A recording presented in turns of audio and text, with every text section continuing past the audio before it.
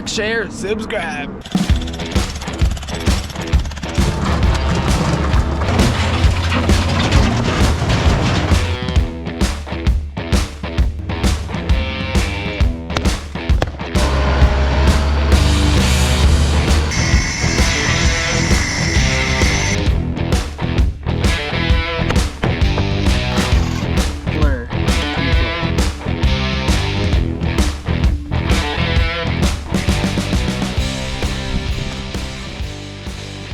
Hi, David Odell here with Odell Complete Concrete.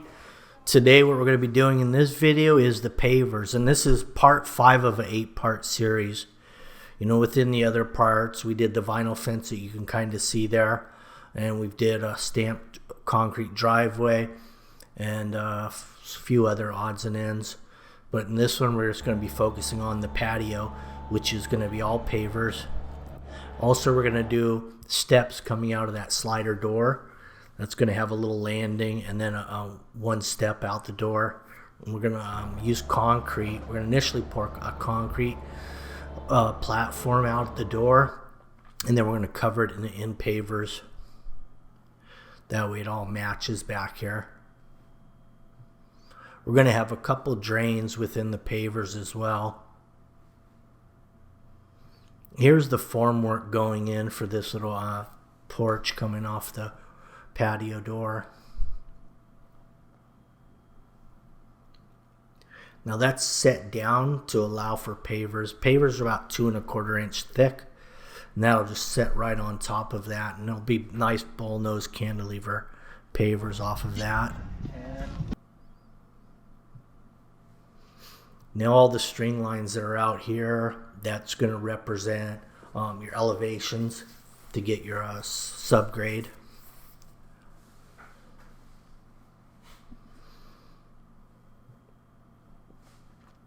Also, there's going to be irrigation lines running across because there is an area for sod back here. And then we also have trenches for drain lines. You can see how these string lines are all establishing subgrade elevation to the drain. Everything's worked towards the drain. And they've divided this into 2 sections for drainage.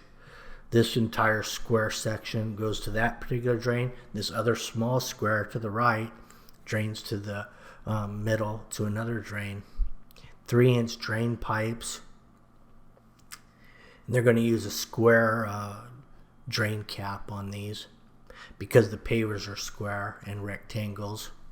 Matter of fact, the pavers we'll be using here is it's from Orco Block. It's a 5-piece villa paver, and the color that we're going to be using is called Chateau. So initially they're going to put about 4 inches of road base in here, and what this is ground up old concrete and asphalt. Makes for a good base.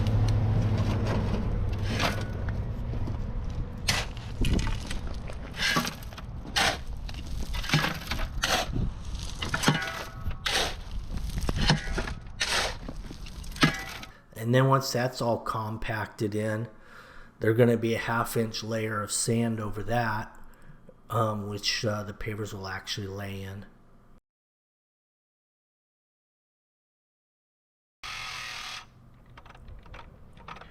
Now this 2x4 that he's ripping right here, he's ripping this 2x4 down to 2 3/4 of an inch. That way he can use that for his screed board. And he'll have the line set at finished grade, which is top of pavers. Now he'll use this to screed that rock off for the road base. And the top of the screed will be at top of line on both sides. And then he'll have 2 3/4 inch clear. And that allows for a 1/2 inch layer of sand because the pavers are 2 1/4. Okay, so as you can see, I'm just going along off my lines right here, making sure I'm a little bit lower on this side so that I have a little bit of slope leading into the sod. This is a 2x4, but I ripped it down to 2 3/4. As you can see, 2 3/4.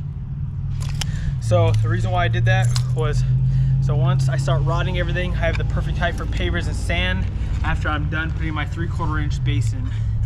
So all we do is plain and simple, just like how we do concrete, but we do it for pavers. And just keep going down.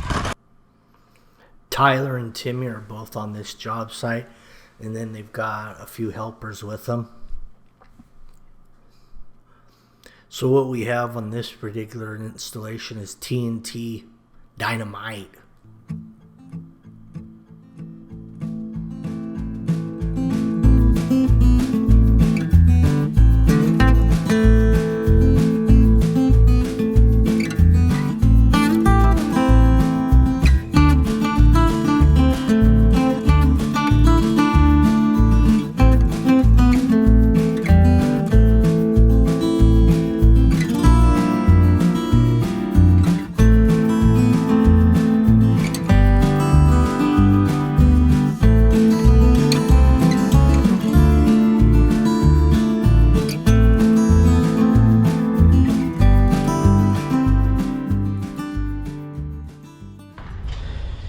Okay, so we're bringing in the sand now. We got the sub base 3/4 inch rock all to grade, got all compacted. What we're doing now is we're just bringing in the sand. We're getting everything all set up. I'm measuring 8 inches off this house for my borders because that's the size of these pavers right here. So I have a perfectly straight line and won't have to make any cuts along the house. I'm also doing that as well for this board right here along the vinyl, so I can get a nice straight line, and I would only have to make cuts on the post right here because I want to be measuring off the bottom panels 8 inches from end to end. Next thing we're doing right now is we are getting our electrical conduit pipes, basically our screeding rails, all set up. What we do and how we set these up is we set them right on the 3/4 inch rock, and we measure. All we need is about 2 1/4 to 2 1/8. 2 1/4 is because that's going to be the top of the paver height, which we have a perfect layout right there. Some of them aren't all like that. Some of them we do have to bring down into the base a little bit more because the base is a little bit thicker in some areas. Like this one, you can see we moved some of the rock out of the way. But that's how we set up our pipes. So, and then what we do is we drop the sand right in between the pizza shaped, pie shaped rails or string lines we have going on, because there's a big circle to this drain right here. One of the more difficult ways to get slope for pavers, but this is the best way to do it and the fastest way to do it. They're going to set the top of that EMT to the string line at 2 1/4, the exact width or depth of a paver, 2 1/4. Then they'll run their screed right off of those pipes, and the sand will fill in everything else. But actually, they've discovered a new way to do this, and it's not just pure sand. They're actually using a what they call a C-mix, which is a concrete mix, sand and gravel mixture. That's what they're going to actually use to set these pavers on. They found that it's more stable. It doesn't have any erosion issues with overwatering or anything like that, so it's a little more stable for your paver base. Sand can erode or wash out from underneath it if you have water issues, but when you put a little rock in there, it just stabilizes the whole package. Another nice thing about this particular technique is that you can actually walk on it after you've screeded it, and it doesn't affect it. Here's the pavers getting dropped off from Orco.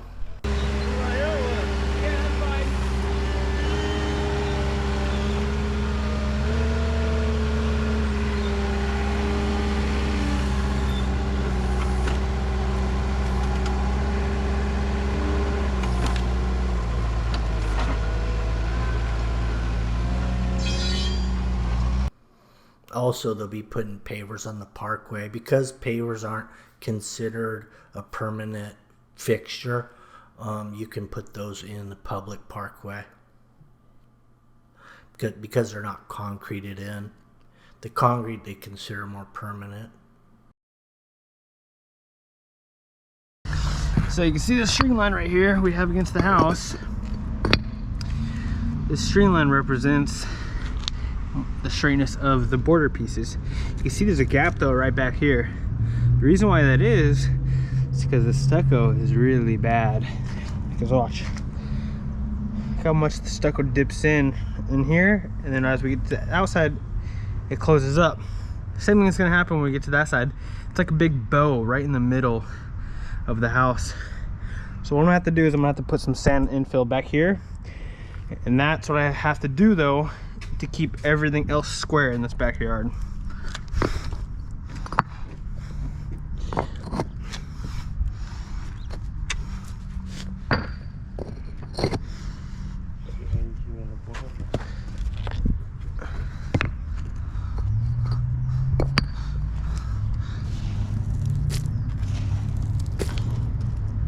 You can also see I'm not using like fine sand. The reason why I don't use like the fine stuff is I actually do think that using a little bit more like 1/8 minus base for your pavers to lay on top of makes it get a little bit stronger. You can see the fine sand in it, but you can also see the rocks. I just think this gives the pavers a stronger base to set on rather than just sand. Less chance of any sinkage, I believe.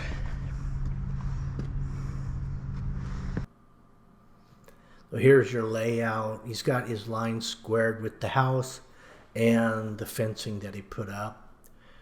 This is the 5-piece Villa Paver Chateau color. The polymeric sand that we'll be using on this is what fills in between all of the joints. It works its way down in between the joints of the pavers, and it locks it all in nice and tightly together. Goes on like sand, but when you put the water on it, it washes in. It actually hardens up. See, there's just enough sand in this material to get your pavers to move around enough to set them flat, but not too much rock so that they're teeter-tottering. So if you use too much rock or bigger rock or different size rocks in your sand mix, you could get a little teeter-totter on there. But this particular mixture, the ratios are about right. So when you run your plate compactor over it, it just settles it in really nicely. So as we're laying out the pavers, once we do get to the points where the pipe was taken out and left a little divot, all we gotta do is poke that area out like this.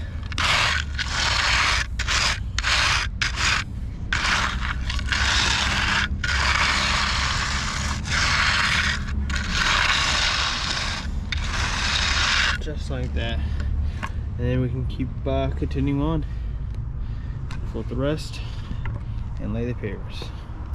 Here's the face you're going to go on for this raised porch area. We're going to adhere those on with some thin set. Nice 45-degree cuts on the edges there. No table saws or any tricky tools to make that. That's just a right angle grinder with the 7.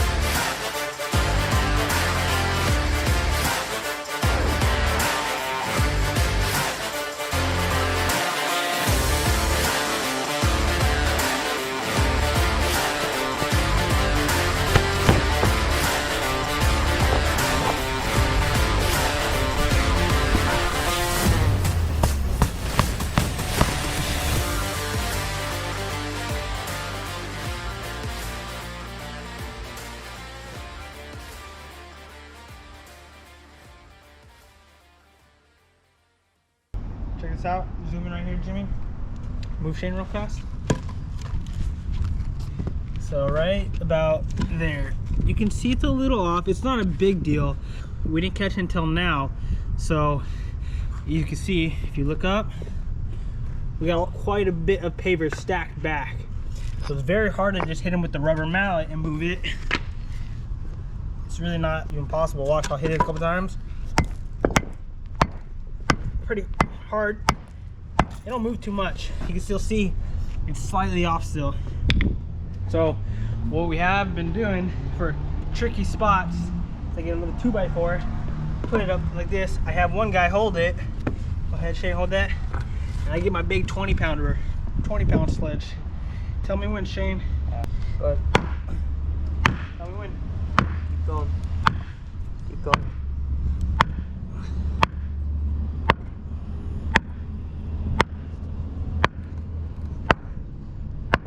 Still Better. it's good right there. I think it looks good. That was It's good. flush. So a little brute force goes a long ways, laying pavers. Now around the outside perimeter of this patio, it's going to have a band or soldier course of pavers. So they're just going to lay out the field past the band, and then they're going to come back, snap a line, and saw cut it.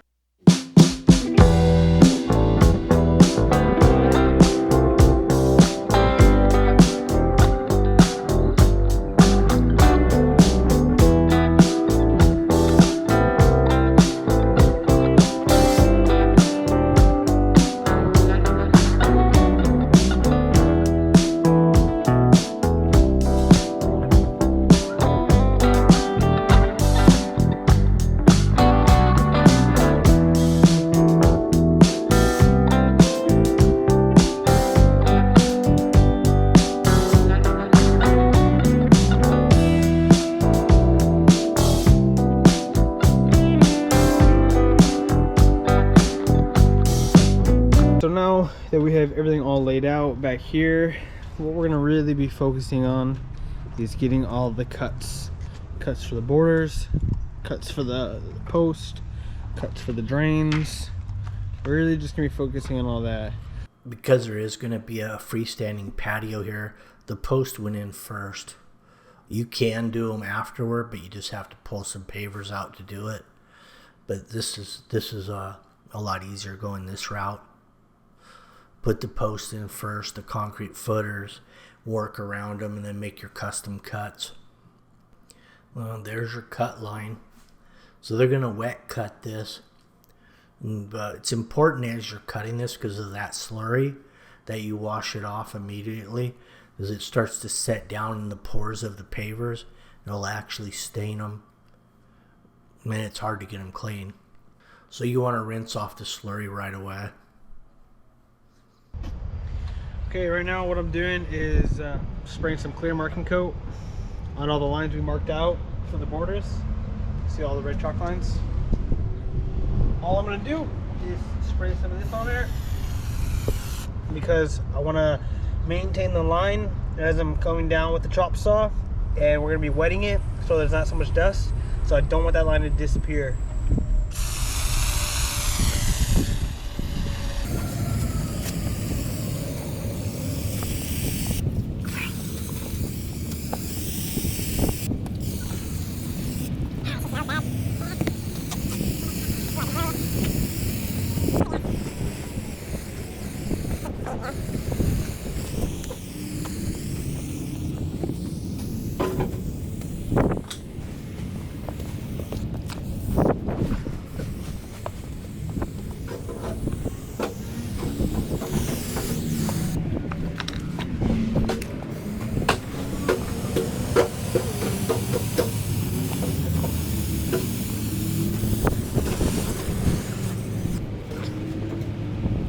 Notice how he just did like an inch, half inch, inch deep on the first pass. Easy to control and keep it straight. Then he has a good guide to go back, go full depth on the next pass.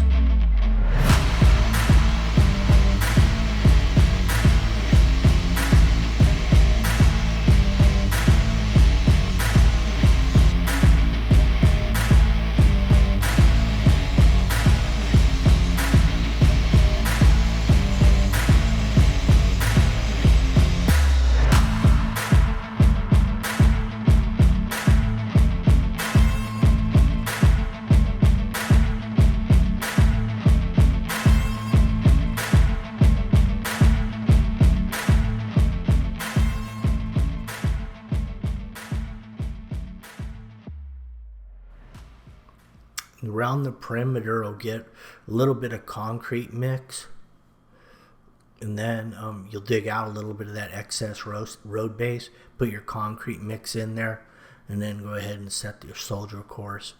Because the outside perimeter is set in concrete, that helps hold that whole interior of pavers from shifting around. You know you're getting concrete under them when you hit it, and the concrete splattering the fence. The nice thing about the vinyl, though, that nothing really sticks to it. And then along this back area where the sod's going to lay, Marathon 2 is going to go in there. We're going to do a perimeter, a nice border for the sod, and continue the band all the way around. There's your right angle grinder with a 7 1/4 blade that gets all the way through these pavers with one pass. Here's your polymeric sand going on, and this is what locks it all together and then fills up all the cracks and crevices.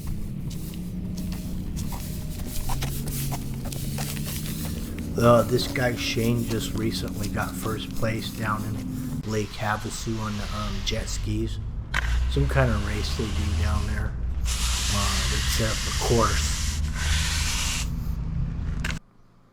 And here's how you work in the sand into the crevice. You just keep sweeping it around until the sand stops falling into the cracks.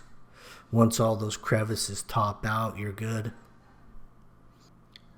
Now it's time to plate compact. Because what'll happen now with the vibratory plate compactor is it's going to knock that sand even deeper into those crevices. It's going to flatten the pavers out, and then what you do is you'll brush the sand around again to fill up any voids that it may have created during this process. Underneath the plate compactor, they've put a double layer of cardboard under it. That way you're not scratching the pavers. They do make a piece of rubber that's designed for this that you can purchase, but the cardboard works pretty fine. You just have to, you go through a lot of cardboard, but you know, it's pretty much free. So that's all there is to it. Now this is kind of a wet look right now, but this is what it will look like inevitably after it's sealed.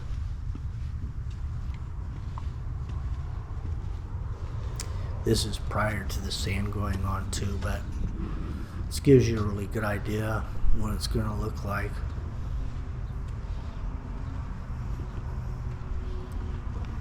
Well, that about wraps up this video. Anyway, make sure you like, share, subscribe, hit the notification button. That way you'll be notified on our next upload, and that'll show the next part of this series, because this is, like I said, part 5 of an 8-part series. Have a good one, guys.